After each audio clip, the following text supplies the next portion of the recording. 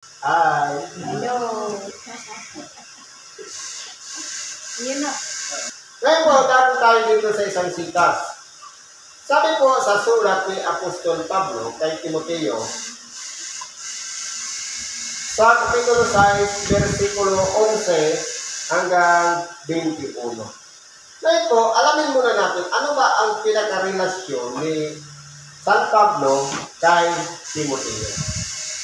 Si San Pablo po, nung tawagin ng Diyos, sa pamamagitan nung siya'y lumakad papuntang Tarso, pagkadala-dala ang kasulatan na ang sino mang sumambit sa pangalan ng ating dakilang Panginoon ay kanyang ipapapatay. Kumbaga may katibayan. Pero habang nasa daan, nagdingding yung sabay tapat ni Apostol Pablo at napasubasog yung kanyang kabayo at siya'y nalaglag. At may tinig siyang narinig, Saulo, Saulo, bakit mo ako pinag-uusin? Ang sagot ni Saulo, sino ka baga, Panginoon? Ang sabi ng boses na narinig ni Saulo, ako si Jesus na iyong pinag-uusig. Mahirap ang lumakad sa isang lugar na isang matulis. Kumbaga, dito po, si Apostol Pablo o Saulo, nagulat po siya at hindi siya nakakita.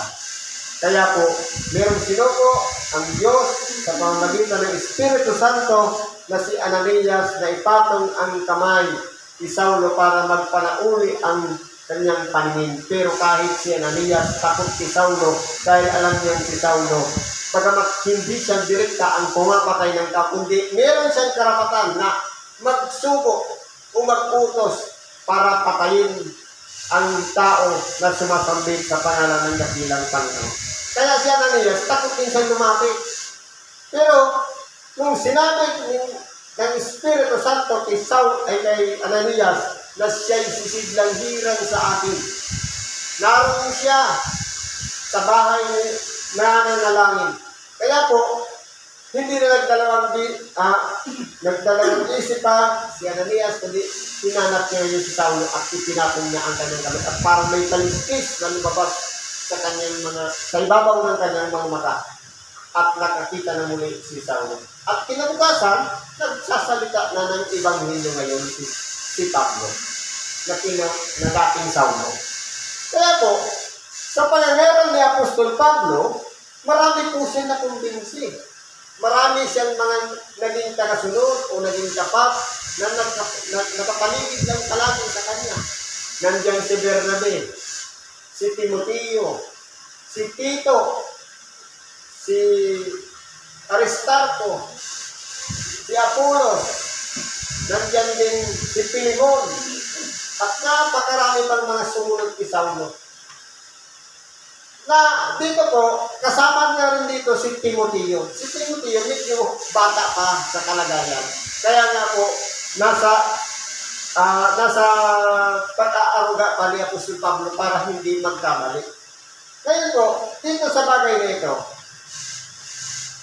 yung pangaral ngayon o sulat ni Apostol Pablo kay Timoteo. Basahin natin. Ngayon, ipalagay natin tayo si Timoteo. Sabi ito, datapwat ikaw o tao ay tumakas ka sa mga bagay na ito. Ano po ang dapat nating takasan? Sabi sa Diyos, sapagkat ang pag-ibig sa salapi ay ugat ng lahat ng uri ng kasamaan. Totoo po, ang salapi, kailangan po natin. Kinakailangan lang na yung salapi ay nasa sistema. Hindi naman pwedeng humigit yung pagtingin natin sa salapi sa Diyos. Sapagkat sabi, hindi kayo makapaglilingkod ng sabay sa Diyos at sa mga kayamanan.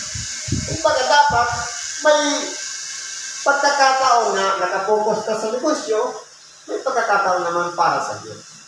Kaya nga, di ba may nagtanong sa ating dakilang Panginoon, marapat ba kaming bumuwis kay Cesar o hindi? Ang sagot, ibigay ninyo ang kay Cesar, at ibigay ninyo ang sa Diyos, ang sa Diyos. sabihin, kung yung kay Cesar o yung sa batas, obligado ang mga tao na magbigay ng buwis, ibig sabihin, ibigay ninyo yung para sa gobyerno. At yung abonoy naman, kung ikapo o kung ano pa man na para sa Diyos, ibigay naman natin ang hiwalayan sa Diyos. Ibig sabihin, huwag natin pagsamahin. Kung anong computation doon sa, halimbawa, 12% yung buwis, pati dito, ganun din, maging 12%. Hindi po. Kasi ang sabi ng ating dakilang Panginoon, magbigay ang bawat isa ayon sa ipinasya ng kanyang puso. Huwag mabigat sa loob o dahil sa kailangan. Marami pong mga sikta na ginagamit yung dahil sa kailangan. Kailangan ika nga ng haligi, magbigay ka ng 2,000. Lalo-lalo na yung malalaki. Tinuturo lang, 1 million sa'yo, mga ganon. Pero po, hindi dapat yan ipinapatupad. Sabi nga, magbigay ang bawat isa ayon sa ipinasya. Halimbawa, maluwag sa loob, sa kanyang puso, magbibigay siya ng malaki o maliit na halimbawa, wala naman palang madudukot, basta ang mahalaga, yung galing dito sa puso. Bukal sa kalooban. Yun po ang kinakailangan. Ngayon po, pagdating dito sa salapi, kinakailangan na mamanage lang. Dahil kailangan din na hindi ka makakarating sa isang lugar kung wala kang kamasahe. Kung maglakad ka naman, mapapagod ka. Di siyempre, imamanage lang natin. Pero dapat, nasa tungtungan lang ng ating mga paa ang salapi. Dapat nasa taas natin ng Diyos. Hindi yung mabaliktad na yung Diyos ang nakatatapakan natin na parang lumalabas. Alam ko naman yung mga pinagsasabi ng mga taga-panaran, ang mahalaga sa akin, kaya makan, yun, nababaliktad po yun. Kaya dapat po, maging tungtungan lang natin. Tayo yung magmamanage, at tayo naman minamanage ngayon ng Diyos. Imamanage naman natin yung salapi. Dapat po ganun ang mangyari. Ngayon, paano tayo magkakatakas? Sabi dito, sumunod ka sa katwiran. Hanapin natin yung katwiran. Ang halimbawa na ibinigay ng ating dakilang Panginoon na naging buhay niya dito sa ibabaw ng sanlibutan ay isa pong halimbawa ng katwiran. Kaya po, para maging matuwigan natin, hanapin natin yung daan na nilakaran ng ating dakilang Panginoon. Kaso po, ang tao takot. Bakit? Yun nga lang, may bitbit ka ng banal na kasulatan, tapos sabihin ng dati mong kainuman, parang napakabanal mo na ngayon, parang kinahihiya na yung Biblia. Kaya, kung ang ating dakilang Panginoon, maraming naglibat, nagtuya, nanira, ng puri, o kung ano-ano pa man nagsalita sa kanya ng masama, pinagtiisa ng ating dakilang Panginoon. Kung tayo nakasunod sa kanya, dapat handa rin tayong magtiis. Dahil pagdadaanan din natin yan. Kung ang ating dakilang Panginoon, tinaratangan, nagpalayas ng demonyo sa pangalan ni Beelzebub, kung tayo nakasunod sa kanya, pararatangan din tayo. Hindi, sa demonyo yung mga ginagawa niya. Ibig sabihin, nakasunod tayo sa ating dakilang Panginoon. Dahil kinakailangan ganasin din natin kung ano ang dinanas ng ating dakilang Panginoon. Kung siya'y tinuya, tutuyain din tayo. Kung siya'y nilibak, nilibakin din tayo. Ibig sabihin, tama yung daan na sinusundan natin. Pero ang problema, dapat hindi tayo madaig ng takot sapagkat yan po ang pinakakalaban natin. Nasa loob lang yan ng ating pagkatao. Yung naturalisa dahil nagmula tayo sa kawalan. Paunti-unti po yan nadidibilap na totoo hanggang pati yung takot na kinatatakot natin dapat mawala na po yan. Bakit po? Kasi po ang isang tao, kung tayo'y nakasunod sa ating dakilang Panginoon, na siya, alam niya ang magiging hangganan ng kanyang buhay, inihanda niya ang sarili sa kamatayan, dapat tayo, handa rin tayong mamatay. Kaso ang problema, ayaw natin mamatay. Pero kung kalooban ng Diyos, kahit ano pa ang mga disgrasya, sakuna na danasin natin kapag ikaw ay hahaba ang buhay, pagdadaanan mo lang yun. Ganun po yun. Dahil Diyos lang po ang nakakaalam. Ikaso nagkasakit lang, lumugo yung tiyan. Ang sabi ng doktor, 6 months na lang ang iyong buhay. Bakit sino ba siya para bilangin ang pungkitin ang buhay mo na 6 na buwan na lang? Diyos ba siya? Na kaya niyang sukatin na ito na lang ang buhay natin? Bakit Diyos? Kaya niya ba kwentahin ang buhay natin? Tao lang naman siya. Pero ano nangyari? Yung mga doktor na nagsabi na 6 months na lang ang buhay mo, nauna bang mamatay doon sa pasyente?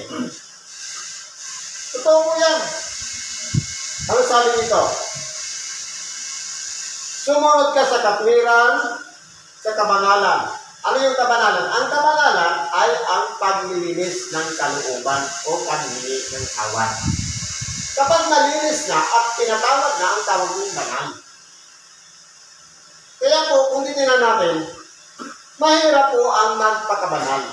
Pero, nasa nahihirapan kasi dahil sa ego o pride, ayaw ibaba ang sarili na sabihin man lang, Diyos ko, patawad po, kahit na napakahirap na hindi naranas na karamdaman, hindi pa rin na ibaba ang sarili. Kaya po, yan po ang pinakakalaban natin yung pride o ego. Ano pa ang dapat dito? Sabi nito, sumunod ka sa pananampalataya. Anong pananampalataya na meron dapat tayo? Pinakailangan, sabi nga, pananampalataya ang pagminiwala at pagtitiwala sa mga bagay na hindi nakikita. Dapat po, yun yung pamantayan ng ating pamumuhay dito sa ibabaw ng sanlibutan. Na hindi natin makita si Kristo, pero nananalig tayo sa Kanya. Hindi natin nakita ang Diyos, pero alam natin may Diyos. May sinasabing buhay na walang hanggan, pero nakahanda tayo na papunta doon. Dahil hindi natin yun alam o nakikita. Yan ay isang bagay na uri ng tinatawag na pananampalataya. Mahirap kung yan kasi paliwanag, kulang po ang oras natin. Ano ba sabi nito? Sa pag-ibig. Sa papaanong pag-ibig? Dapat, ang pag-ibig na yan, hindi lang yung sinasabi. Nararamdaman ng ating kapwa ang pagpapahalaga natin sa kanila. Ibig sabihin, yun na yung kabuuan ng mga kautusan. Ang ibigin natin, o tinatawag na pag-ibig sa kapwa, o una, pag-ibig sa Diyos, at ganoon din sa kapwa. Ano pa sabi dito? Kapag titiis, kahit anong mangyari ng mga problema dumarating sa ating buhay, handa tayong magtiis. Hinahabaan natin ang pasensya. Kumbaga, kung dadaan ka talaga, dyan sa bagay na yan, dapat matiisin ka. Bigyan ka ng haba, ng pag-iisip para mapagpasensyahan mo ang lahat ng bagay. Halimbawa, araw-araw ka nililibak na yung kapitbahay. Kung wala kang pagtitiis, re-respectan mo na siya. Pero kung dahil sa pagtitiis, kaya natin magtimpi at hindi mag-respond sa kanyang mga ginagawa. Ano pa kung sabi niyo po? Sa kaamuan. Kaamuan na dapat hindi tayo kaparehas din na magkatulad rin naman sa pagtitiis. Magkaugnay. Dahil kung ano ang ginagawa natin, kung ginagawa ng kapwa sa atin, kapag hindi tayo nag-response, isa na yung parte ng kaamuan. Nagtitiis na tayo, naging maamo pa tayo sa ating kapwa. Yan po ang dapat gawin natin. Sabi nito, magkipagbaga ka ng mabuting pakikipagbaga ng pananampalataya. Kumbaga, kung yung pagdating sa pananampalataya, sinachallenge tayo. Dapat lumaban tayo ng paka. Kaya kailangan yung pananampalatayang yan, dapat alam natin tama yung patibayan na doon natin ipinatong. Ipatong natin, sabi nga, ang isang taong nakikinig ng salita ng Diyos ay ginagawa ay magiging katulad siya sa ganito, na nagtayo ng bahay sa ibabaw ng isang bato. Ibig sabihin, yung pakikinig pala ng salita ng Diyos at ina-apply natin sa ating pang-araw-araw na pamumuhay. Yun na po yung pinakakahulugan na naging matibay ang ating pinasasaligan ng ating mga pananampalataya. Dahil alam natin na mabuti yung pagsunod o pagganap ng mga aral o ibanghilyo na ipinapahayag sa atin. Kaya po dapat maging patas tayo. Sabi nito, manangan ka sa buhay na walang hanggan. Yan po yung pinakasamasam natin. Targetin po natin yan. Hindi yung mga insurance dito sa ibabaw ng lupa na ang matitinabang lang naman yung mga may iwan. Pero ito kasing buhay na walang hanggan, insurance mismo ng tao na gumanap ng kabutihan dito sa ibabaw ng lupa. Pare-parehas tayo tatanggap nun. Ang problema, meron tumanggap ng buhay na walang hanggan sa inaharap, nandun naman sa pagduro sa impyerno. O kaya buhay na walang hanggan doon sa kaluwalhatian ng Diyos. Kaya, kung dito nga, halimbawa umabot tayo ng 70 years old, nainip na tayo, paano pa tayo pagkakatiwalaan ng unlimited life o buhay na walang hanggan? O tinatawag na everlasting life. Isang buhay pa lang na 70 years old, nagsuko na, paano pa yung walang numero, unlimited? Kaya po, dapat po maging consistent lang tayo sa target na yan noong sa buhay na walang hanggan. Sabi nito, ulitin natin, mananang ka sa buhay na walang hanggan na dito'y tinawag ka. Kaya po, ang pangyayari ng salita ng Diyos, pamamaraan po ng Diyos ng invitation niya sa atin. Ngayon, wala tayo, may nakatakdang buhay na walang hanggan. Pero, meron ipagagawa muna sa atin. Ito muna gagawin mo, manunguna ka dito sa grupo na ito, mangangaral ka ng Ebanghelyo, tutulong ka sa may karamdaman, maging kagasulat ka dyan, o maging pangulo ka. Lahat yan tungkulin muna. Titingnan muna ng Diyos kung tapat tayo sa aking mga ginagawa. Sabi dito, at ipahayag mo ang mabuting pagpapahayag sa harapan ng maraming mga saksi. Dapat po manindigan tayo na makita ng aming kapwa na consistent ang ating pananalig sa Diyos, ang ating pagdahana doon sa buhay na walang hanggan. Dapat hindi po yan mabalik. Dapat tuloy-tuloy lang. Ipinagbibilin ko sa iyo sa paningin ng Diyos na bumubuhay sa lahat ng mga bagay at ni Kristo Jesus. Tarapan ko sumlaman ng sumaksi ng mabuting pagkapahayag na tuparin mo ang utos ng walang bungi. Kumbaga, sa kabila ng sa paningin ng Diyos at ni Kristo, sa harapan ni Poncio Pilato, dapat tuparin natin ang utos. Pero ang nangyari, iba ang paningin sa Diyos. Iba naman si Kristo. Ano naman si Poncio Pilato? Si Poncio Pilato, naging daan lang po yan para yung hatol ng mga tao para ipapasip sa siya po ang magpapatibay. Dahil kung wala si Poncio Pilato, hindi mangyayari na ipako siya sa cross. Kaya may papel po dun si Poncio Pilato. Ngayon po, ang pagtupad sa utos, sabi nito dapat walang dungis. Dapat kung ano yung katapatan natin ng pagkakilala kay Kristo, dapat din po sa pagsunod.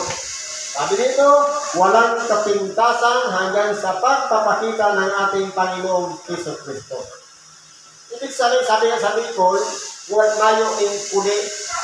Halimbawa, gumawa ka ng kabutihan, dapat hindi ka na sikitaan ng kamalian. Dapat po maging perfecto. Pero po, sa ngayon, hindi pa natin yan magagawa.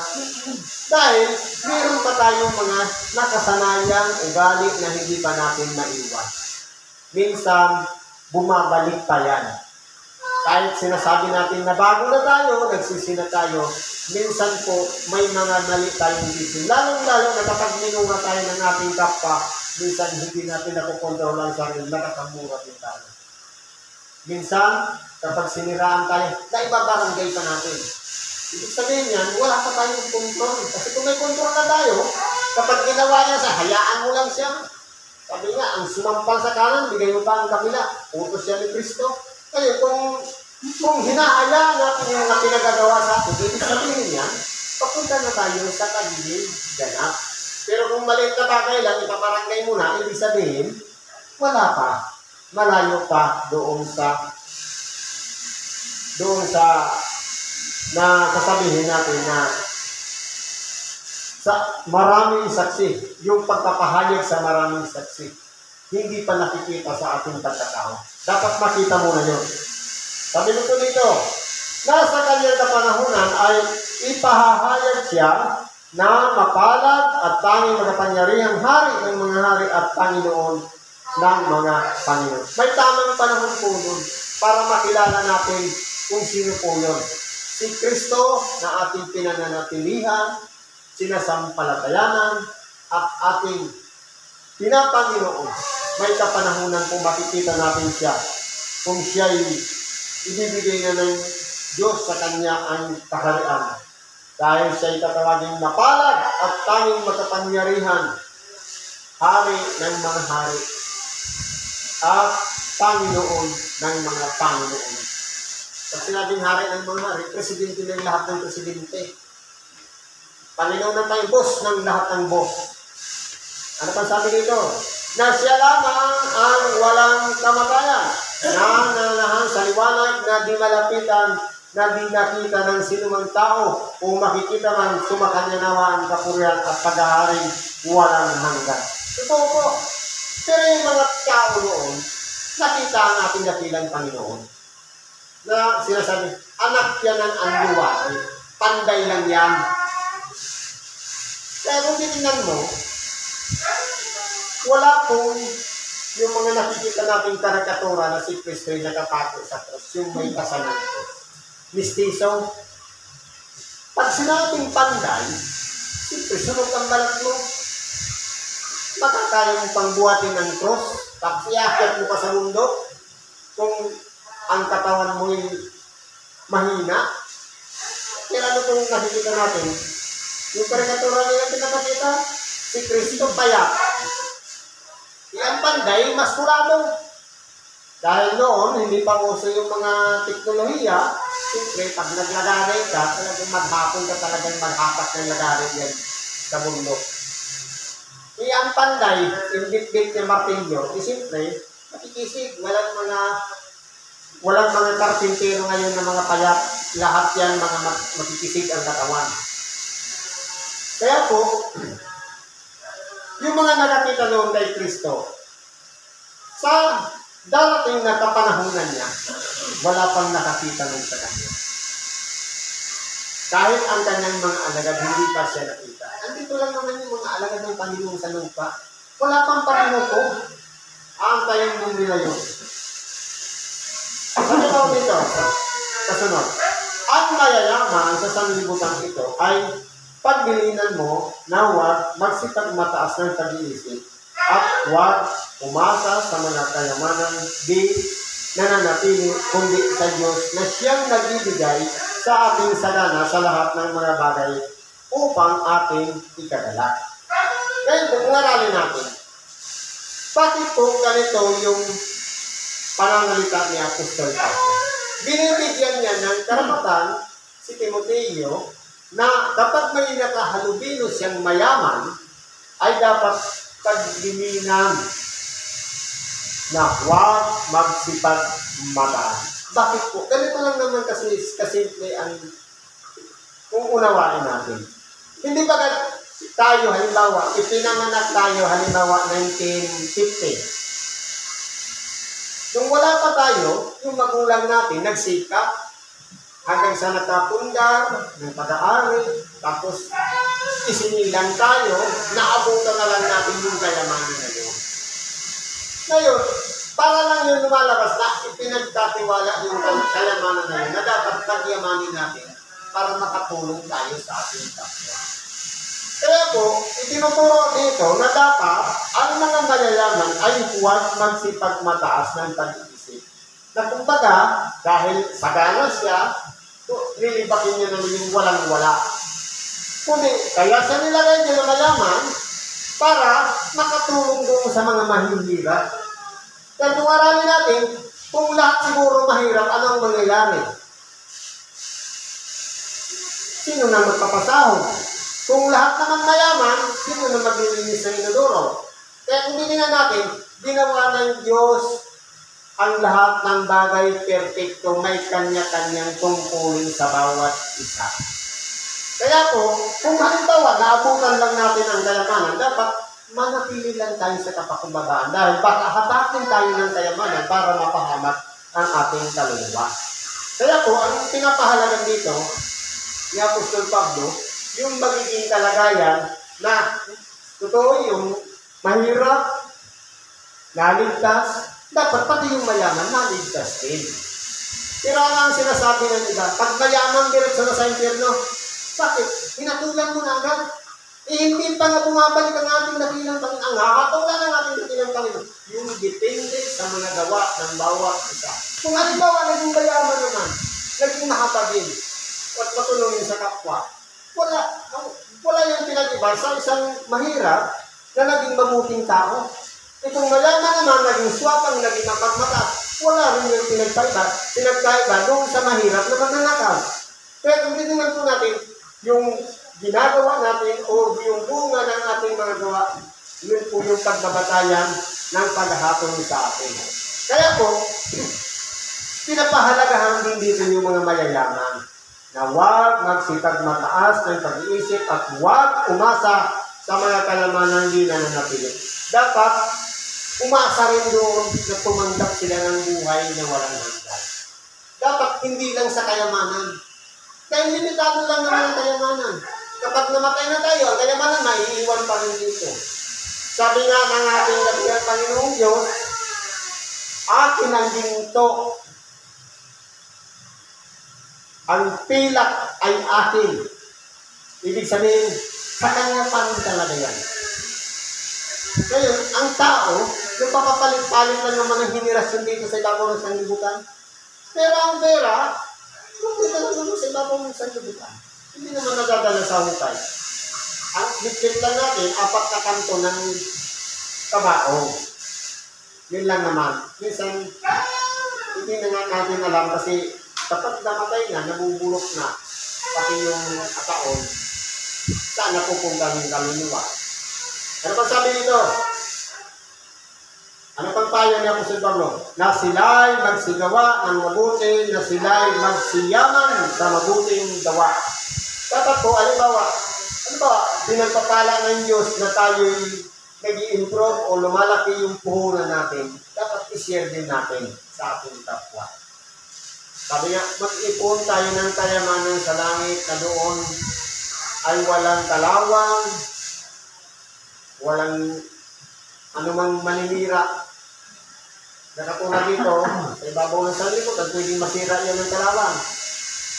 Yung mabubuting gawa, yun yung mga kayamanan sa langit. Nakarecord yun doon sa libro ng buhay. Ano pang sabi nito? Na sila'y maging handa sa pamimigay na ibigin sa pamamahagi. Dapat hindi maging sakin, kundi maging bukas palad sa pagtulong sa mga nangangailangan.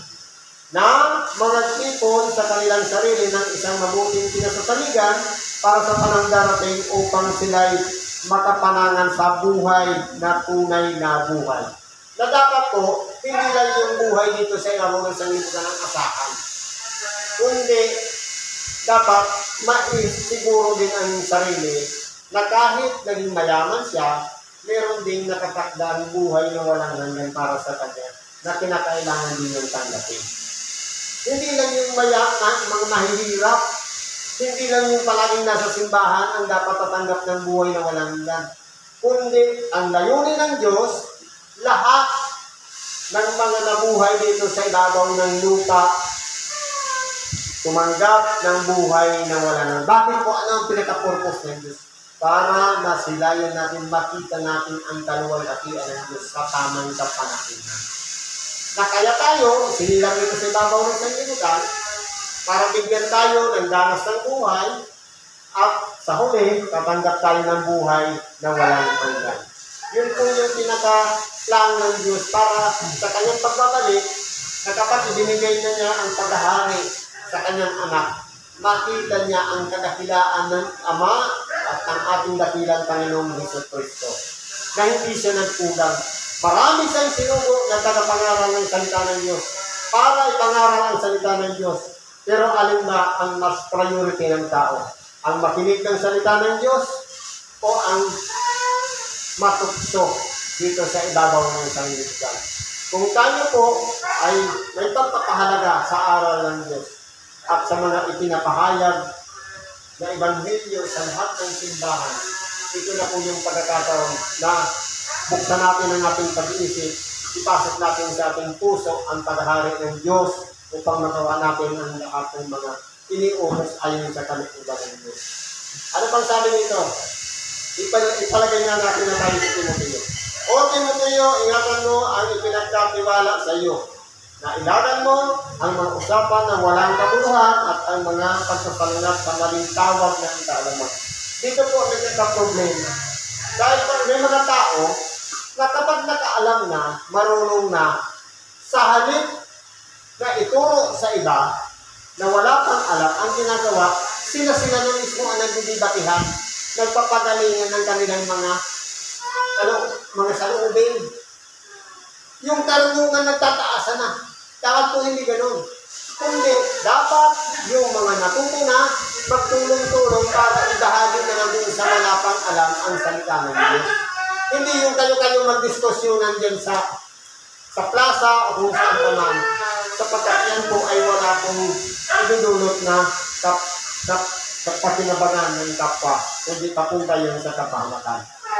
So, sabi nito, ang pagsasalungat sa maling tawag ng ingatan po natin na hindi natin yung magawa. Kaya kung may awayan na, lumayo na tayo. Sabi nga, maging mapintiman kayong katulad ng kalapati. Ano po yung kalapati? Ang kalapati, kapag inalagaan mo yan, kapag ang isang pamilya na away-away mo, lumalayas po yan. Hindi na yan tumabalik. Kaya po, dapat para maging katulad tayo ng kalapati, lumalayo tayo doon sa mga nagkakalapalo na nag-aaway na hindi na po mabuhay. Mga palibasay, pinaliwalaan ng ilan ay nangasaysay tungkol sa pananampalataya.